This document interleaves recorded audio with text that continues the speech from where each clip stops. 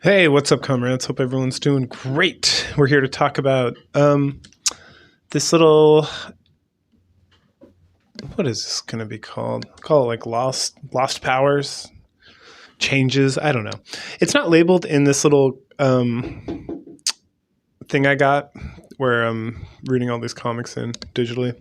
So sometimes the guy just has labels for like certain arcs, but sometimes it's just not. So then I have to like come up with my own. But yeah, I think we can call it that. We'll call it Lost Powers.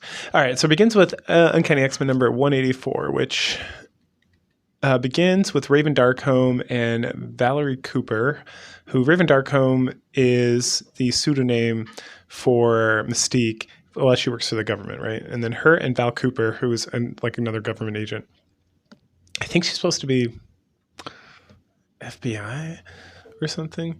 Anyway, they're in Dallas, Texas, and they're meeting with Forge. Forge we have not met yet. Forge is a mutant that becomes very predominant in this era with the X-Men.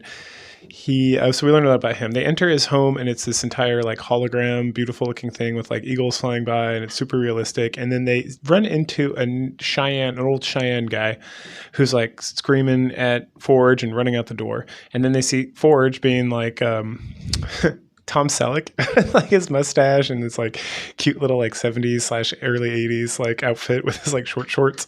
And then we see that he's a cripple. He's missing one of his legs, right? But he's looking pretty fly, no lie. So they talk about Rom. They talk about, I don't know if we ever covered Rom. And they talk about the dire race that he fought and how he had a weapon that would specifically damage them.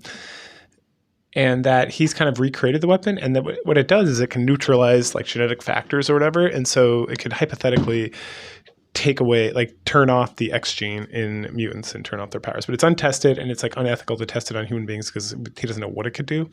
But anyway, Val Cooper's here to pick it up because Forge works for the government. Like he's like a Tony Stark, but he works strictly for the government. So, his name's Forge, obviously. His whole thing is that. He's also got this device that lets you sense mutants, and he uses it, and he's like, uh-oh, there's a mutant in this room. And then Raven's like, I'm going to have to kill everybody in this room.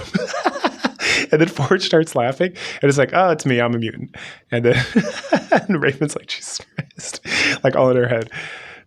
We then flip over to New York, and this redheaded girl with like a sunken cheeks and like very short hair is watching a news broadcast of the X-Men in Japan fighting the dragon. And she's got a lot of questions about that and wondering about that. And so she starts wandering off, and she has some sort of like power, telekinetic powers, right? And as she's walking, we see, what's her name? Selene.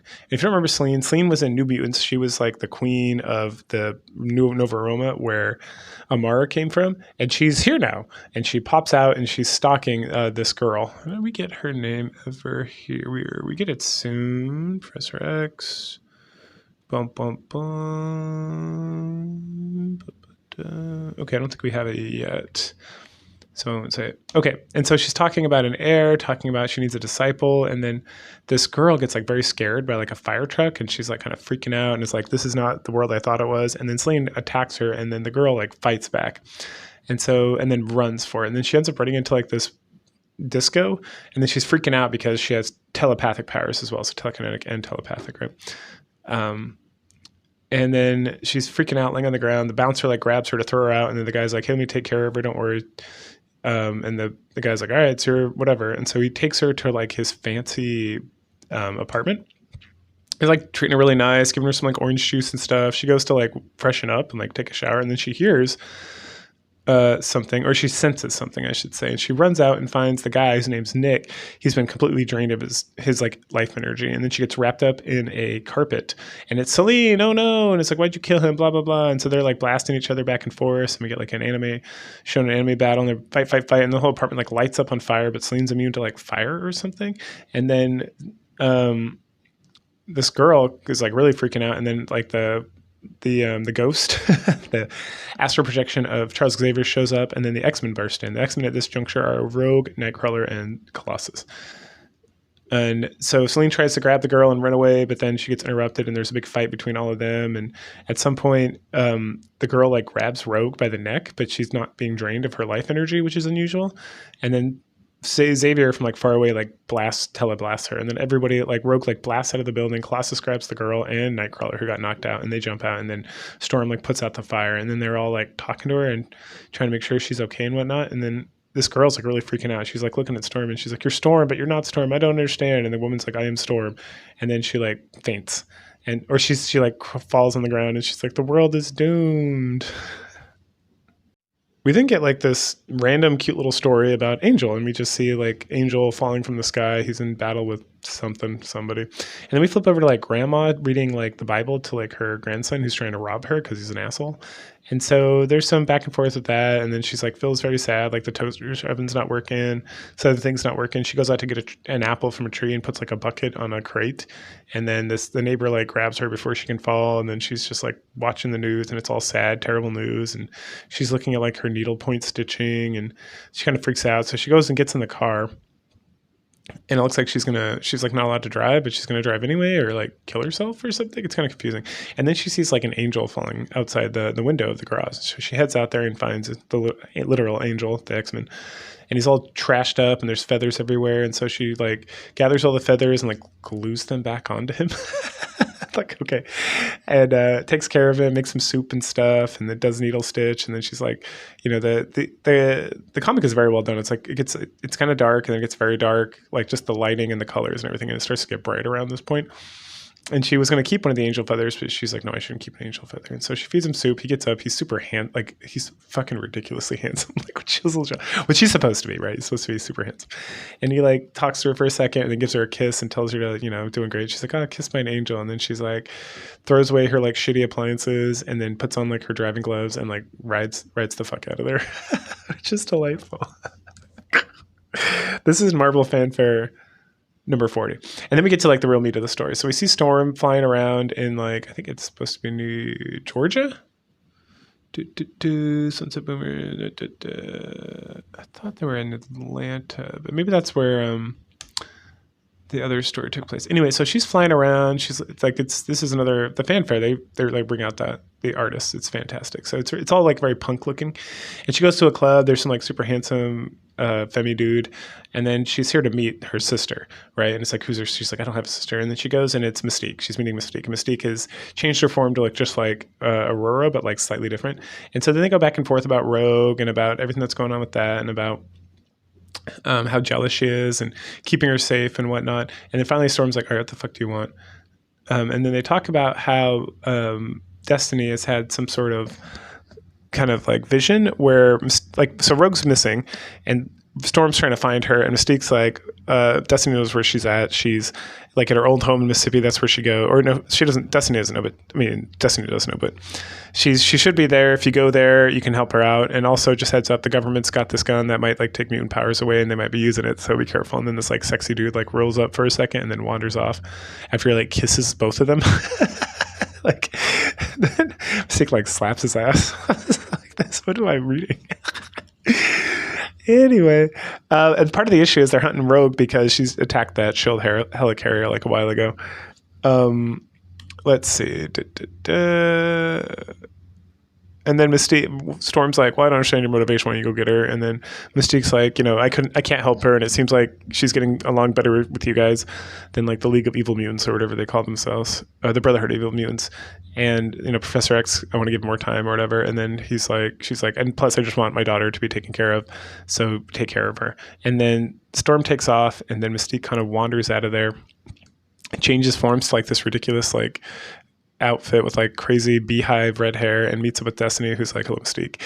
And Destiny's like blind, but she can like sense things, right? So of course she knows it's Raven or Mystique. And so they talk a little bit, and then we find out that the whole thing's like a trap for Storm, because the Destiny did get a premonition that Rogue would be attacked by somebody who would try to like use that gun on her, the power stealing gun.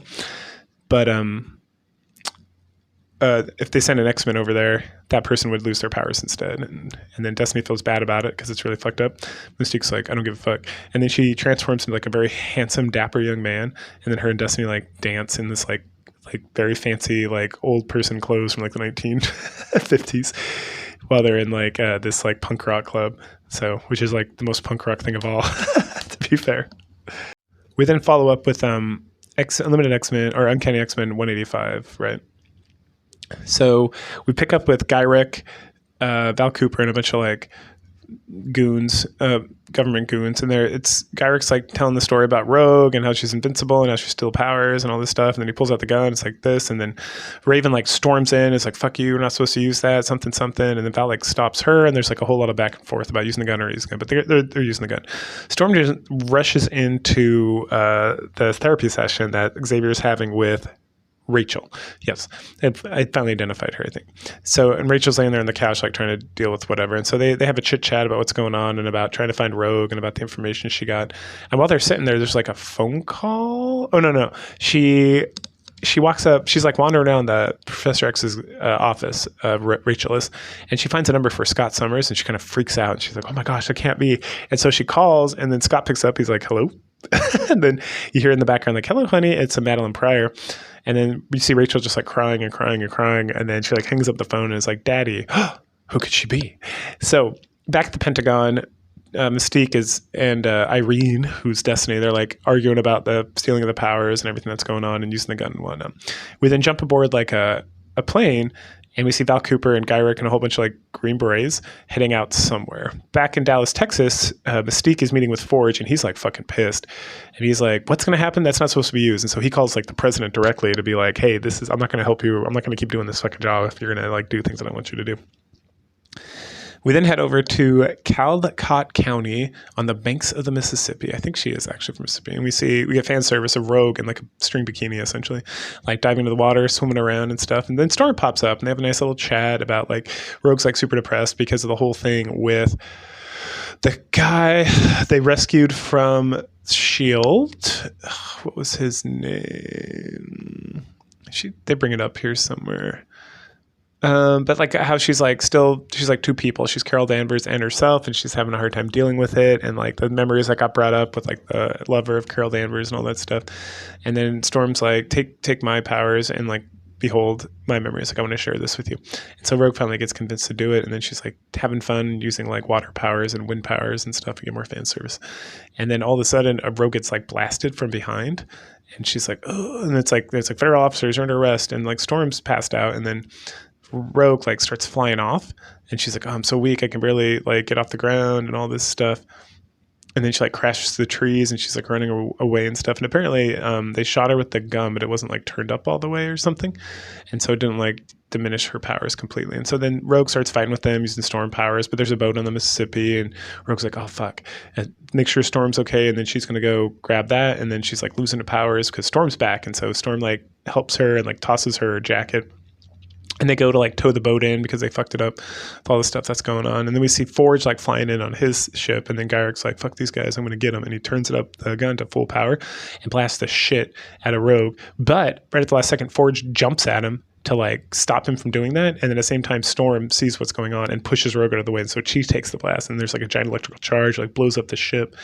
And then Forge like runs out into the Mississippi and grabs Storm, who's like knocked the fuck out and like drowning. And then him and Gyrick like scream at each other about what's going on and about all this stuff. And then meanwhile, while all that's going on and they're like screaming at each other and stuff, we see the dire race, and they're like they're looking at like a fiery scrying pool, and they see Forge and like, oh, we gotta kill that guy and get that gun because that's the only thing that can stop us. Dun dun dun. We pick up with issue 186 next, called Lifedeath, which might just be the name of this whole arc. Anyway, we see Storm. She's just lying in bed. Forge comes in, tries to comfort her, give her food and stuff, and she's just like, let me die. Because that gun took away her powers. She no longer has any mutant powers whatsoever. Now she's just a regular, beautiful woman. Oh no, how terrible her life must be. It's just... Anyway, they're back at Forge's place, and he's like trying to comfort her, and he's looking at stuff. And then he has like a flashback of like what we just watched, and then Storm comes in and like says like, you should let me drown. Meanwhile, back at the mansion, Professor X is trying to figure out where Storm's at, but he can't sense her at all, which probably means that she's dead. But it actually means because he's using Cerebro, which finds mutants that he cannot sense. She doesn't have powers anymore, so he doesn't know that. So then back with Forge and Storm, they start like arguing and doing stuff, and they kind of get like a little romantic. They take a little swim in his like fancy pool. She learns about him being like a Vietnam vet and like losing all his friends and losing his leg, and like the whole thing where he's like a Cheyenne, and so there's like trauma there, and they like bond on this trauma. Back in Mississippi, Valerie and some other Joker. Back, Dr. Cooper. Oh, this guy named Phil. They're like talking about the whole incident and how it's a complete disaster and whatnot. And then this Phil guy gets in his car and dun dun dun, he gets attacked by these dire wraiths. And what they do is they like take all you, they absorb you, so they just leave like a husk, and then they like can transform into your look. So then he goes in. So then Phil dies, and then the dire wraith as Phil, it goes and bothers Val, who's getting changed, which is hot. And then he like busts in and then grabs her, and then they like are about to like dire wraith her as well when Rogue bursts in, beats the shit out of the dire wraith, grabs Val, and they like, after she shoots the one dire wraith who's got the possession of Phil, and then Val like bat pieces out. Rogue's like fight. She gets hit in the stomach. She gets some of the dire wraith goodness, and then Professor X like is freaking out because he senses Rogue, so he's like, Nightcrawler, you got to go do something. And Valerie's trying to speed away, and there's like the corpse of the guy, and then Rogue shows up and like crashes the car and takes some of her powers so that she can knock her out and figure out where Aurora is. And she's like, all right, I need to go get the X-Men's help. So she takes off, and then back at Forge and at Forge's place, Storm's like changing and trying different clothes, and they get into like a back and forth about that. They drink, they talk about, some of the romantic stuff and the thing. They're like having a lot of connections. It's pretty good. And then they kiss, and that's all good. And then he gets a call, so he goes into the room to like take it, and then she picks up the phone to hear what's going on, and then she hears about how Forge is the one who made the gun, and about Gyrich and him like going back and forth, and she's like, oh, I'm a prisoner. This guy's like, fuck you did this to me. And then she runs outside. There's actually like a real life storm, and then the holograms change to like the Vietnam War and all that stuff, and Forge finally tracks her down, and she's freaking out. And then there's like someone's like attacking the place or something. I don't know. There's like a big burst of like gunfire and stuff. It was really kind of weird. Oh no, there was a lightning strike. That's right. So that blew open the window, and so she's outside in the rain, and then he comes up, and she's like, "Don't touch me, don't talk to me. This is all your fault." And they like yell at each other and back and forth, and she slaps the shit out of him. And he's like, "I deserve that." And she's like, "You bet your ass you did." And then she storms off.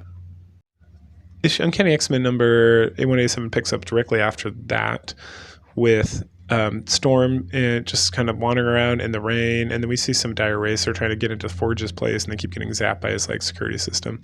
And then Val Cooper and some of these other guys who are just dire wraiths in disguise. It's not even Val Cooper, right? Because she's not possessed. It's some lady. Anyway, so they get inside. They possess like the security guard. Security guard tells Forge there's nothing to worry about, and then a dire wraith outside attacks Storm, and she's able to like kick it in the face and like bash through Forge's like window to get inside, and then she gets a gun and starts blasting the shit out of dudes. Meanwhile, dire wraith and your guardsman, my dreams. I'm a shaman. Oh, the guy, the Cheyenne from earlier, who's like Forge's mentor. He's here. It's like, we need to do this thing. I'm going to help you. And so she calls up to Forge and tells him what's going on, and then he gets attacked by like the dire wraiths.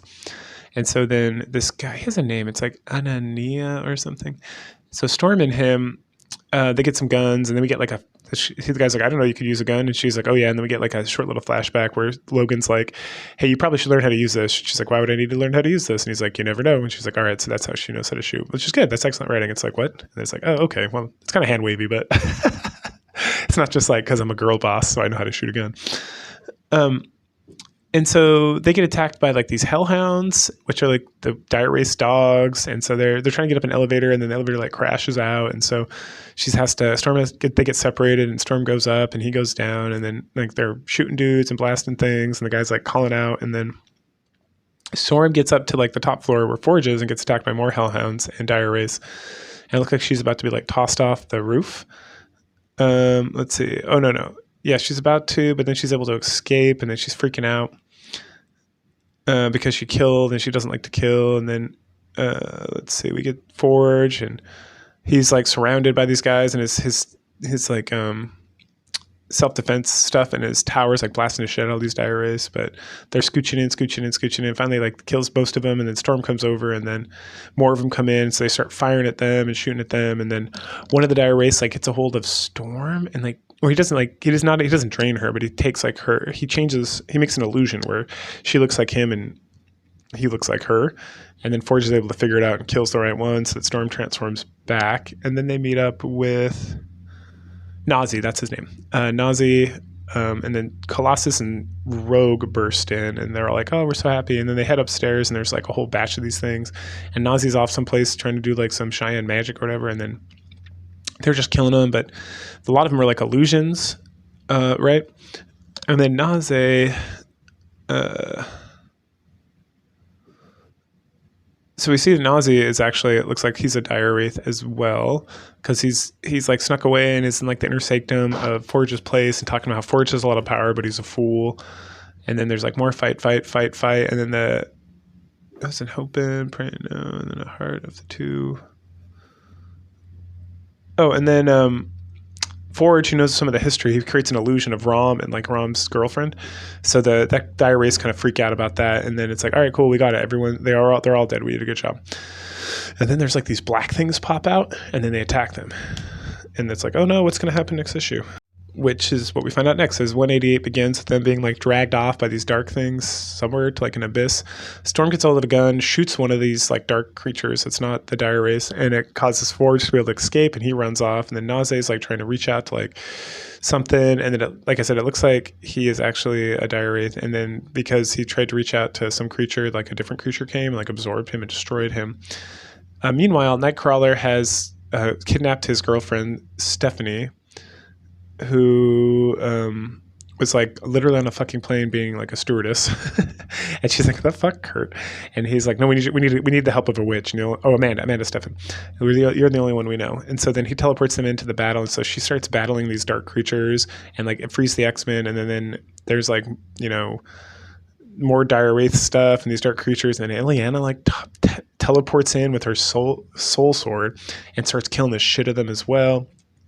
And between her and Amanda, they're able to like defeat all of them, but then like a bigger dark force shows up and starts trying to absorb them. So Amanda creates like a net, and then Ileana tries to attack it, but gets like blasted back, and they're like, "Get out of here!" And then and then someone's like, "Oh no, there's got to be another one of these like dire wraiths, these witches they have to kill." And then Forge is like, "It's on the roof, and take me with you." And so they head up to the roof, and then Forge kills the shit out of it, which ends like the problems. And then Ileana has to, you know, she finally confesses to Colossus essentially that she's a sorcerer as well, and he's like, "I don't give a fuck about that. We're still in love." And then Ileana's like, "I can't believe you lost your power, Storm." She's like, "It'll be okay." And then Forge finally goes to check out Naze, and he's like, "Oh yes, I see." He tried to summon the Great Spirit, that dumbass.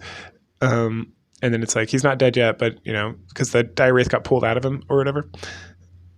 And so, you know, they can still go back to take him to the hospital or whatever, make sure he's okay. And then he's like, "Okay, where can we friends?" And then Aurora walks in, and he's like, "Friends?" And she's like, "Never. Get the fuck out of here." And then she leaves. And then we have our epilogue here, which we go back to Forrester. What was her first name? She's the one-time girlfriend of Cyclops, who kind of maybe hooked up with Magneto as well. Anyway, she's on her ship, and they see some guy being eaten by like a shark, so she shoots the shit out of the shark and then jumps in the water and rescues him, pulls him on board, and it's dun dun dun Magneto. And he's like, "Oh, hello, Captain Forrester." And she's like, "Holy shit." And then second epilogue, we head back to the X Mansion, and Storm is bathing in the pool, and the Nightcrawler's like, "Hey, I called the meeting of all the X-Men. Where are you at?" And she's like, "I'm the X-Men where I'm not a mutant." And he's like, "No, I want you to be there." And so they're having that meeting, and Rachel's like listening in, and then Ileana comes down, and then Roberto comes down, and Professor X comes out of the room and is like, "Go the fuck to bed." And they all run off, except Rachel, who's like thinking to herself, she's a good enough telepath to like block her in mental energy, but she can't block like all three of them yet.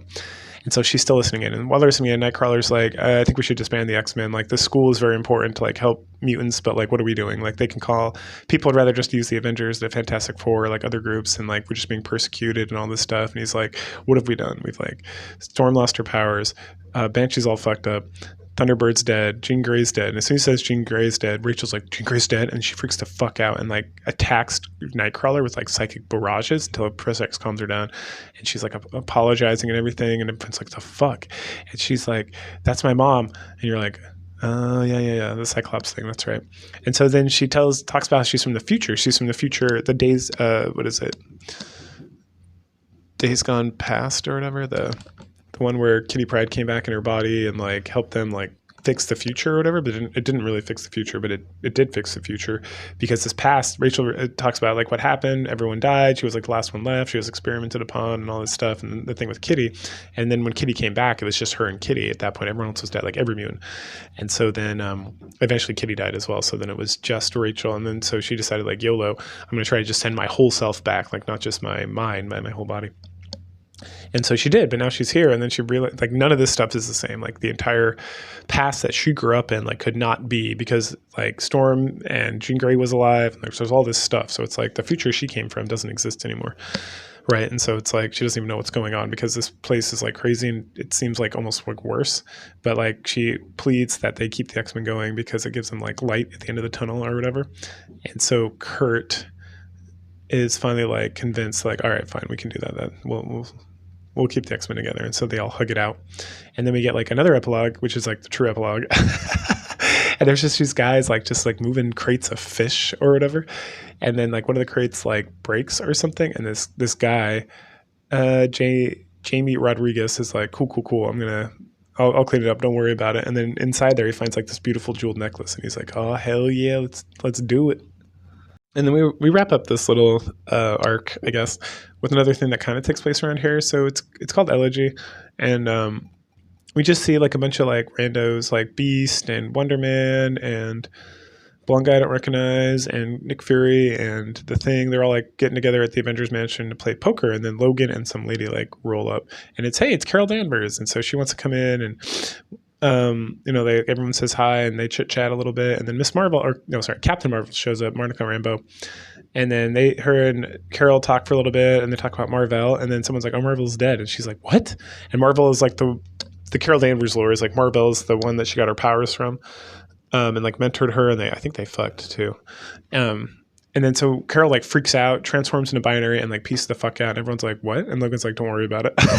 Then we get like the whole thing with her becoming binary when she was with the X-Men and they got captured by the Brood, and what she's been doing with like the Starjammers and helping out with Lilandria and stuff. And then she goes to the grave of Mar-Vell, and she's like thinking about it and being sad, Hippopotamus and stuff. She thinks about their past, about how they hooked up and everything, and how she got her powers in the first place. And then she's like, really sad about the whole thing. And later on, she's just like chilling on Earth watching the sunset or rise. And Logan walks up and they start chatting about it. And, it's kind of the same. It's like the reverse Rogue, where she's like, I don't feel anything. Like I go see my parents, and I know they're my parents, and I have like a understanding that I should care about them, but I don't. And I don't care about you, and I don't care about anything here, because I'm like a blank person. And it's like, I wish Professor X had just not even given my memories back, because I have no emotions behind those memories and all this stuff. Like I'm at this grave of this person who like in my memory should be like one of the most important people in my existence, and like I don't give a fuck.